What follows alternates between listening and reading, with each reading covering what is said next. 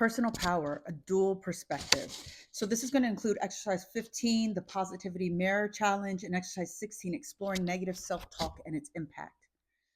Now, when we're talking about a dual perspective, we really are talking about personal power as it shows up in two ways. The first is going to be in the spiritual, and the second is going to be in the mundane, and both are important. Now, obviously, I'm a spiritualist, and when I originally got into all of this trauma talk, it was all centered around clearing energy so that you could be the most powerful spiritualist for yourself, because that's what people were coming to me for. They were coming to me more as a spiritual mentor. They wanted a lot of insight on how to tap into their gifts. And what I realized very early was they needed to remove everything that was blocking that connection. And while I lay it out as mundane and spiritual, the truth is that it's all your spiritual power and how it's showing up in your physical world, and also how it shows up in your spiritual gifts. They're the same thing. Your source of power for one is the same for the other. There are unique things about me as a healer, teacher, guide, because I really do focus on kind of the systemic ways that our power has been taken from us, the ways that systems have been built up to disadvantage us, to separate us from our true self, to exploit us, right? But those ways, if you look at them, and the reason I fixate on them is because the ways that we are being manipulated in a big way are the ways that we are socialized to harm each other in small ways. Whether that is parents preparing their children for the world by breaking their spirits early. Why are they breaking their spirit? They're breaking their spirit because the world is such a nasty place. I'm going to make it nasty at home, because if I do that, it's not going to be so jarring for your system to walk out into the world.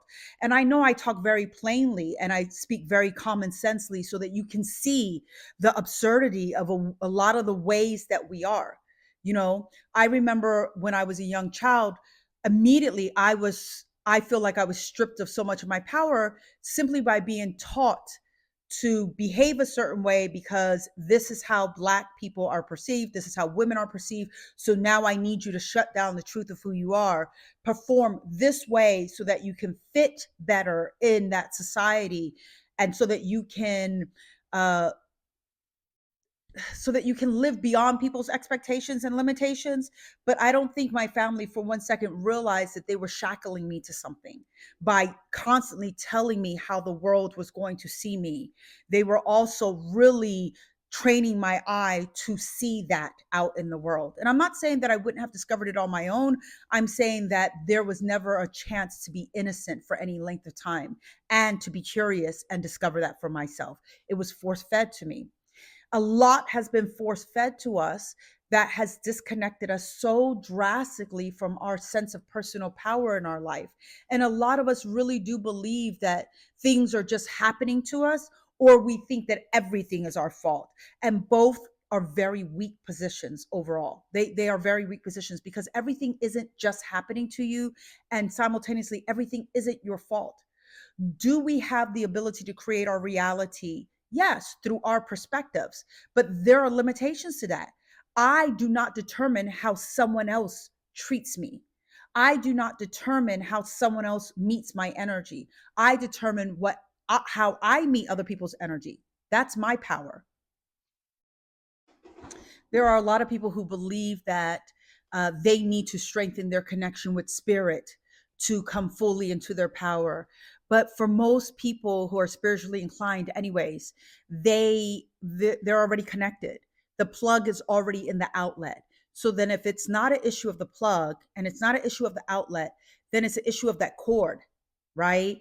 Is there damage there? Are there kinks in that cord? Is there something wrong with the wiring so that things are not flowing good? Think of it this way, right?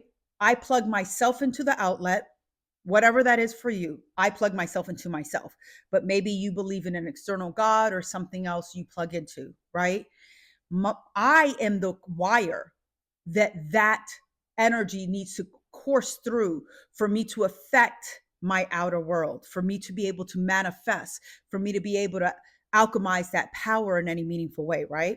So if there's something wrong with the cord, then that's going to block it. It has nothing to do with the connection. All right. I'm not going to plug a plug deeper into the outlet and get a better connection. As a matter of fact, if I try to force it, I'm probably going to create some damage, right? Now I need to make sure that the cord is as healthy as possible. Trauma causes damage to that cord. Trauma causes damage to that cord. So it is trauma and negative beliefs that inform those blocks, those binds, those bends that impede the flow of that energy the way that you want to, that slow things down. Our ability to manifest is our quickest way to kind of gauge our personal power. Am I able to manifest healthy relationships? Am I able to manifest a healthy self image? Those are all derived of my personal power. We think of manifestation as just like a fancy car that I want. We worry about manifesting material things much more than we worry about manifesting meaningful things. We need to reframe. Okay. If you are able to manifest the very important things, the meaningful things, you'll be able to manifest the more mundane things much easier. So I need you to understand that when we're looking at personal power from a dual perspective, that spiritual power is the foundation for the more mundane power. I'm not going to do it the other way. I find a lot of people who want to manifest money, money, money, money, but they don't even know how to manifest emotional regulation. You want to manipulate the energy around you, but you haven't learned how to control your energy internally. So until you master that, until you find command and power there, you're not going to see the fruits of it in your outer world. As within, so without. But I need to start within because that's where I have more power.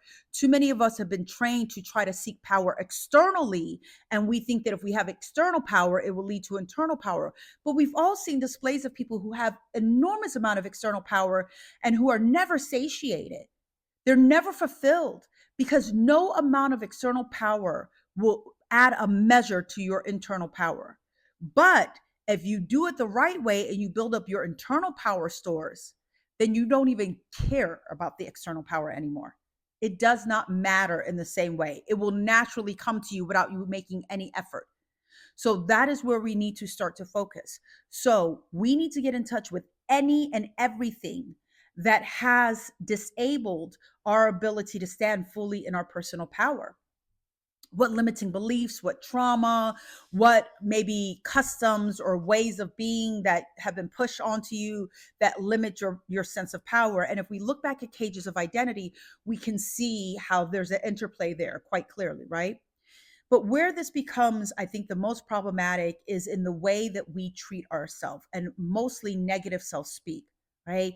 Thoughts, obviously, but negative self speak is the outward manifestation of those internal thoughts, right? So I call it emotional cutting. And I want you to understand how much damage it does to you to constantly be feeding yourself negative stimuli, to be constantly affirming the negative thoughts that you have about yourself, to validate that the output of that trauma, right? And how you formally internalized it by reaffirming it constantly. You are worthless. Nobody likes you. This is why your life is a mess. Nothing good grows in that. You are not creating a proper environment for anything positive to grow. So the first thing we have to stop doing is feeding ourselves any energy that we do not want to take root and grow further inside of us because it will deplete our personal power. We have to speak notions of life over ourselves.